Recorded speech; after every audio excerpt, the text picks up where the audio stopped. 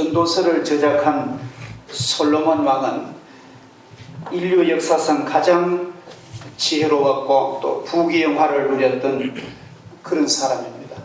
우리가 서양 격언에 솔로몬의 부귀영화 같다 이런 말이 있습니다. 솔로몬 왕은 그 이름 자체가 샬롬이라는 말은 평화란 말인데 그는 무한한 축복을 누리고 이 세상 인간이 가질 온갖 영화를 다 누렸던 그런 사람입니다. 근데 이 전도서 책을 짤막한 책을 쭉 읽어보면은 사람의 일생이 너무나 덧없는데 잠깐 지나가는 암대와 같고 인간이 하는 모든 일이 헛된 것뿐이다. 그런 내용으로 이 전도서를 써나갑니다. 그런데 오늘 그 3장 11절부터 아주 중요한 그런 말을 하는데 우리에게 하나님이 우리 마음 속에 누구나 우리 영혼 속에 내 내면에 영원을 사모하는 마음을 주셨다. 한번 같이 한번 따라하겠습니다. 영원을 사모하는 마음. 영원을 사모하는 마음. 잘하셨습니다. 한 번 더 하겠습니다. 영원을 사모하는 마음. 영원을 사모하는 마음. 이 마음을 하나님이 여러분들에게 다 주셨다는 것입니다. 솔로몬 왕은 이 세상에 살면서 자신이 원하는 욕구를 충족시키기 위해서 안 해본 일이 없습니다. 그 2장을 쭉 읽어보면은 자기가 마음의 기쁨을 얻기 위해서 온갖 즐거워 기쁨을 주는, 지금으로 말하면은 코미디언이라든지 개그맨들 이런 분을 다 동원해서 자기 마음을 좀 기쁘게 해봤다는 것입니다. 그 다음에 술에도 술을 잔뜩 마셔가지고 술로 주는 쾌락도 누려보았으나 그 술이 깨고 나면은 회한이 자기를 엄습하는 그런 고백도 하고요. 또 사업도 아주 크게 했습니다. 오빌의 금을 사오고 아라비아의 비단을 사오고 무역도 크게 하고 집도 많이, 토목공사도 많이 했습니다. 집도 많이 짓고 나무도 많이 심고 온갖 과일나무, 포도원도 과수원도 재배해보고 또 연못도 못도 크게 파서 수리시설도 해봤고 정원도, 아름다운 정원도 다 꾸며봤습니다. 노비와 종도 엄청나게 많이 두고 그 종들을 부리고 노비를 출산시키는 그런 것도 겪고, 그는 전도서를 읽어보면 후궁도 자기 본 부인 외에 자기를 즐기기 전 후궁도 엄청나게 많이 뒀습니다. 소떼와 양떼도 말도 많이 사육했고 수많은 이쁜 여인들과도 쾌락을 즐겨봤습니다. 은금, 보화, 보배, 진귀한 상품들을 시큰 사보고 팔고 했던 그런 사람이고, 하여튼 눈이 원하는 것, 마음이 원하는 것은 다 해봤다는 거예요. 이런 사람 드물잖아요. 이 모든 것 다 해보니까 다 그것이 헛되더라. 다 바람을 잡는 것 같다. 그런 고백을 오늘 성경에서 쭉 하고 있습니다.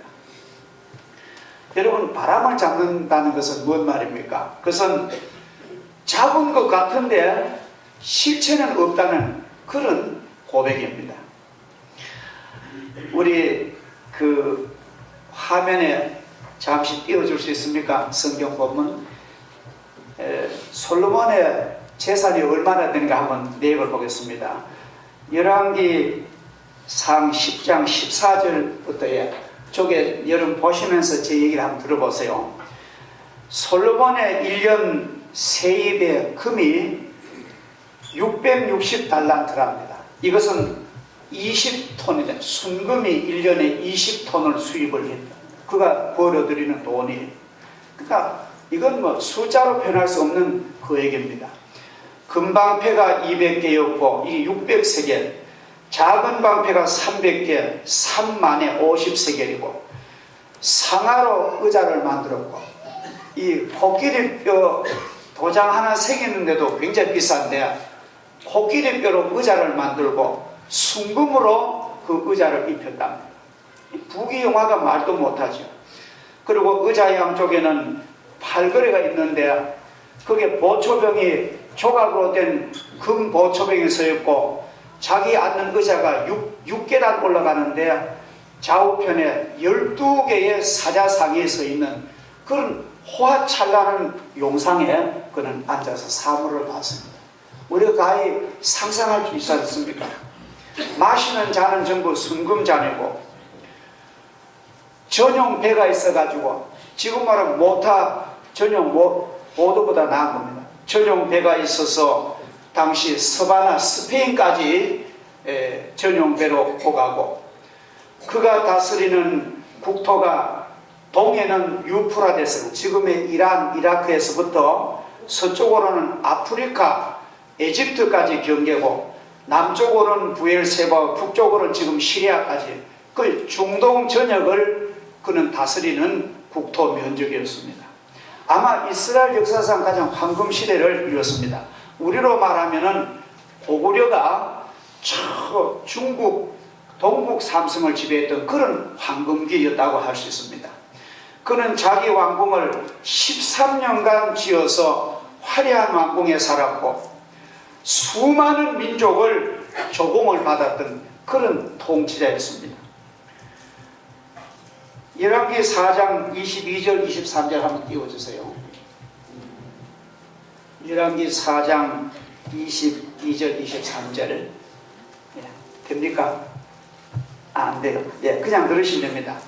솔로몬의 하루 그 왕궁에서 음식물은 그 솔로몬 왕 그 왕궁 안에 있는 모든 보관 대작들과 모든 그 가족들이 그야말로 이제 왕족들이 먹는 음식이 밀가루가 30보루, 붉은 밀가루가 60보루, 살찐 소가 10마리, 초장의 소가 20마리, 양이 100마리, 수사슴, 노루, 암사슴, 살찐 새들을 그는 음식물로 먹었고 마차 끄는 말이 외양간에 4만 채가 말이 자는 외양간에 4만 채가 있었고 마병이 1만 2천 명이고 각 지방마다 장관들을 포진시켜서 지방자치제로 관리하게 했으며 그는 잠언을 3,000개나 지었고 노래 가사 이 노래를 뮤직을 1,005편을 작사 작곡을 했고 초목을 레바논의 백향목에서부터 담에 자라는 우슬조까지 연구했는데 식물학자고 짐승, 새, 곤충, 물고기까지 연구했고 세계 모든 현자와 왕들이 솔로몬을 부러워하고 감탄했다는 것이 성경에 실질적으로 나오고 있습니다. 자, 얼마나 지혜롭고 얼마나 부귀영화를 누렸으면 이토록 누렸겠습니까? 그는 또 굉장히 아주 이성적인 지식이 아주 많은 사람입니다. 그는 법에 아주 밝은데 대략 보면 정치가들은 법을 전공하잖아요. 거의 국가마다 국회의원이나 주지사 지난번에 대통령 되는 수가 많습니다. 그런데 이 솔로몬은 아주 법의 전문가입니다. 성경에 보면은 한 집안에 여자가 둘이가 있었습니다. 근데 그 여인이 한 3일 차로 아기를 낳은 거예요. 근데 그 집안에 아무런 다른 사람 증인은 없었습니다. 그 두 여인만 살았는데 3일 후에 아기를 출산했는데 한 여인이 밤에 돌아눕다가 그러면 잠결에 어린 아기를 깔아서 압사 죽었습니다. 그런데 그 죽은 아이 엄마가 보니까 밤중에 보니까 자기가 죽었다는 말이죠. 얼른 옆에 살아있는 아기가 바깥치기 한 거예요. 그러면서 시침이 딱 됩니다. 살아있는 아기가 내 아기고 죽은 아이가 당신 아기라고. 그럼 아무로 본 사람이 없는 거예요. 지금 같으면 DNA 검사하면 되지만 옛날에 4,000년 전에 아득한 옛날에 그런 과학 기술이 없습니다. 그 둘이 다투다가 우리는 막 지방 법원에 가 안 되고, 그래서 최고 우리로만 대법원, 그때는 왕이 대법원 판사격입니다. 왕 앞에 온 거예요. 이걸 밝혀달라는 겁니다. 그래서 몇 차례에 이미 재판 겪어온 건데, 솔로몬 왕이 하나님께 기도하면서 그 여인 한 사람씩 별도로 만났습니다. 진정성을 가지고 양심에 호소했습니다. 그러지 말고 바른대로 얘기하라. 내가 용서해 주겠다. 아무리 했지만도 한 번 노하는 여인들 끝까지 노합니다. 진실을 말하지 않습니다. 그래서 뭐 최선을 다해봤지만 안 돼서 그 두 여인을 불러놓고 옆에 전문가 법관들이 포진시킨 자리에서 왕이 아주 노엽게 신하 집행관에게 한 칼에 날리는 칼을 가져오라고, 너가 그 아이를 사나이를 반으로 잘라가지고 이왕 이러니까 막 2등분해서 나눠주라. 나 귀찮다. 불호령이 내리는데 그 집행관이 치려고 하니까 막 사나이 엄마가 막 울면서 임금님 나는 안 가져도 좋으니까 부디 죽이지만 말고 저 여인에게 주라고. 그러니까 그 옆에 여인은 막 힘소리 붓고 막 이상하게 생긴 여자인데 막 똑같이 둘이 똑같이 공평하게 쪼개가지고 나눠달라. 거기 법 아니냐. 그다음에 솔로몬이 너 같은 여자가 우리 백성년에 불행하다. 즉결 처분해버린 그런 아주 지혜로운 판결을 한 것이 열왕기서에 잘 나오고 있잖아요. 오늘 제가 말씀드린 이 솔로몬의 부귀영화와 그의 지혜와 그의 판결은 인간 리더 지도자는 따라갈 수 없을 정도로 하나님께 복을 받은 그 왕인데, 그가 인생 말년에 이 전도서에 고백하기를 다 인간의 일이다, 바람을 잡는 것 같아요. 헛되다는 거예요. 아무것도 겪지 못하고 부귀영화도 없고 인생에 실패한 사람이 극하면은 큰 별 볼 일이 없지만도 정상에 오른 사람이 다 인간 모든 사는 다 헛되고 헛됩니다. 그런 고백을 오늘 전도서에 아주 누누이 하고 있습니다. 자, 그러면은 과연 인생은 이게 헛된 것 뿐이겠느냐?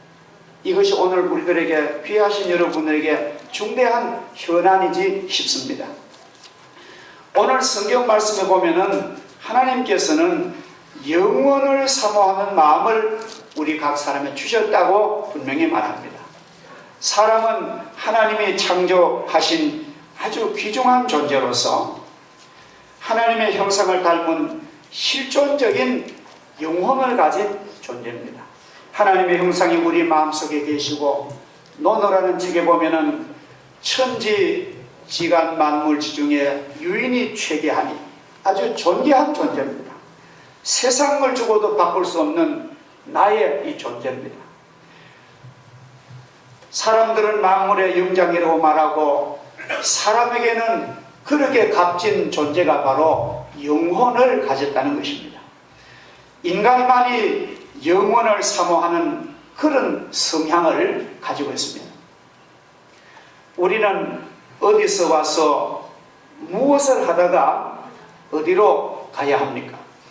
우리 삶은 왜 이리 허무하고 왜 우리는 이 고통과 삶의 짧은 일생에 질곡이 많습니까? 도대체 이 문제의 해답이 어떻게 될까요? 짧은 인생 사는 동안에 성경에 보면 인간 일생 고작 건강하면 80이고 7, 80이라 했는데 그 짧은 일생 동안에도 수고와 슬픔이 왜 이리 많습니까? 인간은 죽음 저편에는 과연 그만일까? 죽고 나면 다 그만일까? 아니면 사후의 세계가 또 있을까? 이것이 상당히 우리에게, 살아있는 우리에게 중대한 문제고 우리는 꼭 해답이 필요합니다. 자, 이제 초겨울 늦가을 저 들판에서 소가 풀을 풀을 뜯다가 저녁에 해가 저녁 서산에 노을 황혼 진 거 보고 눈물을 흘리고 슬프다 그런 소 봤습니까? 소는 그런 거 없어요. 소는 그냥 짐승은 영혼이라는 게 없습니다. 이 살코기 그 육신의 그밖에 뿐입니다. 여러분 집에 개 먹이는 애완용 개가 이쁜 개가 있잖아요. 그 개가 낙엽이 우수수 떨어지고 그러니까 개가 밥을 먹다 말고 낙엽 지니까 내 마음이 스글프리하다. 그한 개 있습니까? 개는 없어요. 동물에게는 그런 게 없습니다. 왜? 그들은 육체밖에 뿐이에요. 그러나 인간은 먹는 문제보다가 예술적인 문제를 넘었으면 영혼의 문제를 인간은 깊이 생각하게 되어 있습니다. 그거는 뭐를 말하냐면은 거기에 대한 실체가 있다는 것입니다. 신학대학 가보면은 반드시 공부할 과목이 있는데 조직신학이라는 그 교과서가 있습니다. 신부나 목사가 되자면 반드시 그 과목에 점수를 따야 돼요. 근데 그 조직신학 교과서 이론가인데 가장 핵심이 뭐냐면은 목적론적인 증명 그런 과제가 나와요. 그러니까 지금 리포트도 쓰고 논문도 쓰는데 목적론적인 증명이란 말은 뭐냐 하면은 이 세상 모든 만물은 목적이 있다는 거예요. 예를 들어서 우리가 입이 있잖아요. 입은 이제 음식을 먹는 입이 말하는 입인데 우리가 뭐를 먹고 싶다. 내가 사과가 먹고 싶다. 내가 감죽을 먹고 싶다. 먹고 싶으면은 반드시 먹고 싶은 그 대상이 있는 거예요. 그렇죠? 하나님께서 우리가 본능적으로 막 먹고 싶은 이 식욕을 줬는데 그 대상을 만들어 놨다는 거예요. 예를 들어 우리가 눈이 있습니다. 우리가 뭐를 막 보고 싶잖아요. 그러면 반드시 사물의 실체가 있습니다. 실체가 있습니다. 사물의 실체 없는데 이게 눈이 필요 없는 거예요. 그리고 우리 귀가 있잖아요. 귀는 소리를 듣고 싶어하는 음악, 뮤직을 듣고 싶어하는 그 본능이 있습니다. 청각. 그러면 반드시 그 소리가 있고 언어가 있고 바람소리, 물소리, 음악이 있다는 거예요. 그거 없으면 귀가 필요 없습니다. 그리고 사람에게는 누구나 이성이 있습니다. 남자는 여자를 그리워하는 그 이성, 여자는 남자를 사모하는 그 이성이 있는데 그 이성을 주신 하나님 대상이 있다는 거예요. 아무 대상도 없이 그리움이 없다는 것이죠. 그렇다고 본다면은 우리 인간에게 가장 큰 요구가 뭐겠습니까? 가장 진실한 욕망이 뭐겠습니까? 나 안 아프고 나 영원히 살았으면, 나 죄 없는 그 영광의 거룩한 세계가 내 영원히 살았으면, 이것이 인간에게 주신 가장 고귀한 본능입니다. 어떻게 보면은 식욕보다 이 시각, 청각, 이성보다가 이 영혼을 살고 싶은 그 욕망이야말로 최고의 진실한 욕망이라고 봅니다. 그렇다고 한다면 하나님께서 그 영원히 살고 싶다는 그 요구에 대한 실체가 없을까? 없으면 말이 안 되잖아요. 이 세상 모든 만물이 다 목적이 있는데 하나님이 우리 마음속에 영원히 병들지도 않고 불행 없는, 얼마나 괴로우면 여러분 목숨을 끊겠어요. 영원히 그 나라, 영광 나라에 영원히 살 수 없을까? 그런 마음을 다 누구나 줬는데 그게 대상이 없다면 그건 안 된다는 말입니다. 그건 이론상으로 안 된다는 거예요. 이건 삼척 동자도 이건 아는 사실입니다. 하나님께서 우리에게 말씀하시기를 사람이 한 번 죽으면 그 후에는 심판을 있는데 믿음으로 의인들은 영생의 상급을 받고 죄악 짓고 우상 숭배하고 범죄한 인생은 영원한 지옥 형벌을 받는다는 것이 하나님의 뜻입니다. 이건 돌이킬 수 없는 하나님의 법입니다. 인간만이 생의 허무함을 느끼고 보다 더 좋은 아름다운 세계 없을까라고 바라는 것이 인류 역사의 소원. 그래서 종교가 필요했고 그래서 믿음이 생겨난 거예요. 여러분 동네마다 교회가 있다고 절이 있다고 우습게 보면 안 됩니다. 이것은 인간의 지고한 노력의 결산입니다. 이게 하루아침에 된 게 아니에요. 그렇다고 한다면은 우리는 그 길을 한번 두드려 보는 것이 정당하지 않겠습니까? 우리가 산 동안에, 우리가 정신이 건강한 동안에 과연 하나님, 내 마음속에는 영원한 욕구를 충족할 하나님 은혜를 내게 주시옵소서. 이것이 이 세상을 사는 인간에게 한 번은 겪어야 할 중대한 저는 과제라고 봅니다. 이건 돈 버는 것보다 더 중요합니다. 영원히 살고 싶은 것은 인간의 본능입니다. 이런 마음에 영원한 분을 모시고 영원히 사는 문제가 해결되면은 참 신기한 것은요, 그 문제의 해답을 얻어보니까 이 세상이 기뻐요. 굉장히 살아가는 게 기쁩니다. 너무너무 값지고 가정도 기쁘고 사회 나가도 기쁘고 직장에 가도 가치가 있고 너무너무. 그래서 우리 교회에서 부르는 찬송 가운데 높은 산이 거친 들이 초막이나 궁궐이나 내 주 예수 모신 곳이 어디나 하늘나라.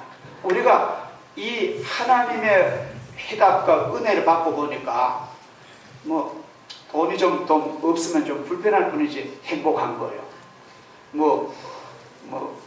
저 다리 밑에 거지 부자가 사는데 아침에 일어나 보니까 어떤 집에 불이 나가지고 불이 화를 타.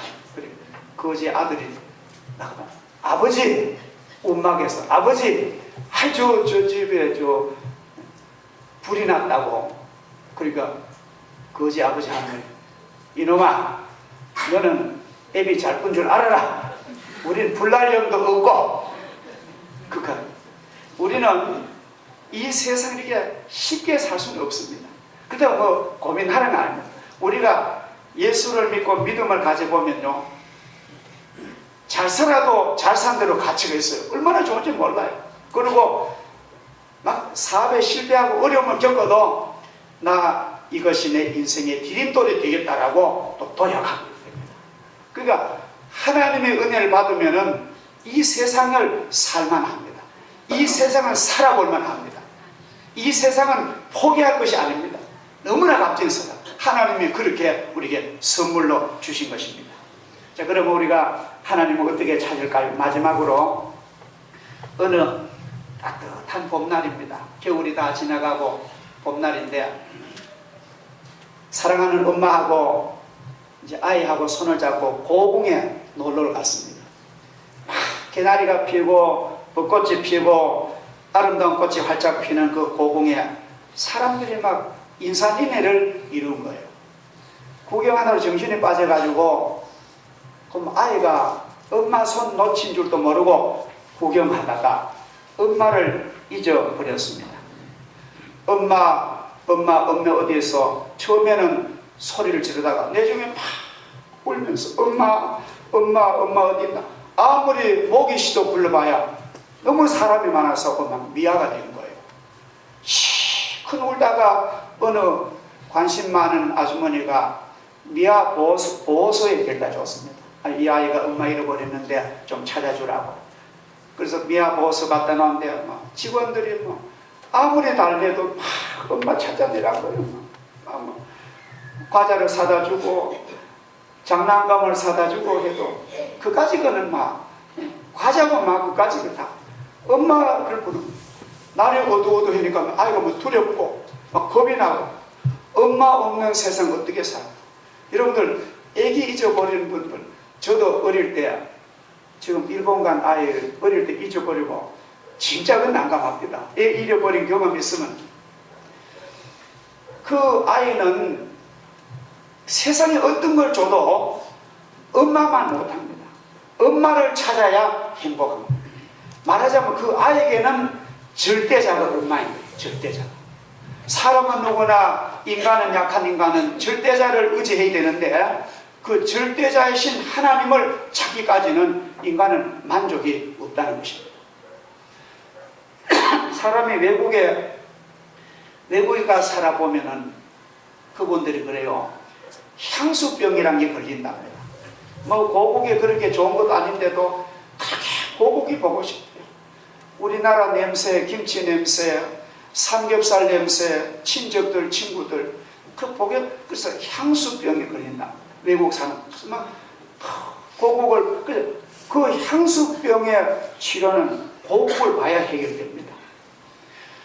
남자 여자 간에 지금은 뭐지 옛날에 상사병이라는 게 지금도 있잖아요. 상사병. 그 뭐냐면 막 서로 그리워하는데 춘향이 이도령 그리워하는데 그 상사병이 진짜 무서운 병인데 그 심리학적으로 무서운 병인데 그 병을 치료받는 것은 그 사람을 만나면 치료가 됩니다. 깨끗하게 해결되는 거예요. 마찬가지로 우리 인생이 그렇게 영원의 그 절대자를 찾는 그 절대자는 반드시 계시고 그 절대자는 찾는 이에게 만나 주실 줄을 믿습니다. 하나님은 인간에게 그런 영혼을 주셨습니다. 그래서 우리는 오늘도 어디 영생길이 없습니까? 자, 이제 우리는 오늘 결론을 드리면은 오늘 이 성경 말씀 보면은 하나님께서 우리에게 아름다운 일생을 주시고 영혼을 주시고 세상에 사는 모든 목적을 이 세상에서 하나님을 섬기는 일이 가장 인생의 목표요 해답이라고 가르칩니다. 예수님께서 이런 말씀하십니다. 나는 부활이요 생명이니 나를 믿는 자는 영원히 사느니라. 내가 곧 길이요 진리요 생명이니 나를 믿지 않고는 아버지께로 갈 자가 없느니라. 이 물을 마시는 자는 다시 목마르지만도 내가 주는 물을 마시는 영원히 목마르지 아니하리라. 여러분, 이 물과 이 길과 이 부활의 도를 우리는 이 성경에서 찾을 수가 있습니다. 이것은 인간이 쓴 책이 아니에요.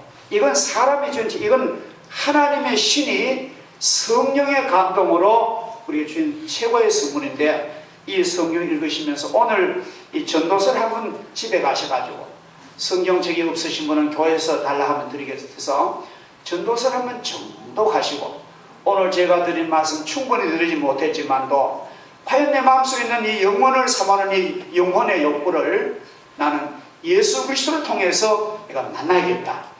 그러한 뜨거운 욕망을 가지시기를 주 이름으로 축복합니다. 네. 영혼을 그리워하는 마음은 영원하신 분을 만나야 해결됩니다. 영원하신 분은 오직 예수 그리스도이십니다. 예수님 앞에 나오셔서 내 모든 인간의 문제를 고백하시면 예수님은 십자가의 보혈로 내 모든 문제를 해결해 주시고 주님 품에서 참된 영생을 누리게 되는 것입니다. 이 복된 삶을 사시는 여러분 되기를 주 이름으로 축복합니다. 기도하겠습니다. 하나님 아버지 감사합니다. 이 중요한 시간에 이렇게 교회에 나와서 하나님께 예배드리며 고귀한 성경의 말씀을 설명 듣게 하심을 감사합니다. 부족한 종이 다 충분히 설명하지 못하지만도 오늘 이 자리에 계신 고귀한 주님의 거룩한 백성들에게 또 이 자리에 초대된 분들에게 하나님이 주시는 은혜를 받고 놀라운 성령의 기름 부음을 주시고 하나님 그 마음속에 내가 바로 길이요 진리요 생명이라는 것을 깨닫게 하시고 구원의 삶을 살 수 있도록 거듭날 수 있도록 그 아름다운 영혼의 행복과 충족과 만족과 참된 평안을 베풀어 주시옵소서. 예수님의 위대하신 이름으로 기도하옵나이다. 아멘. 아멘.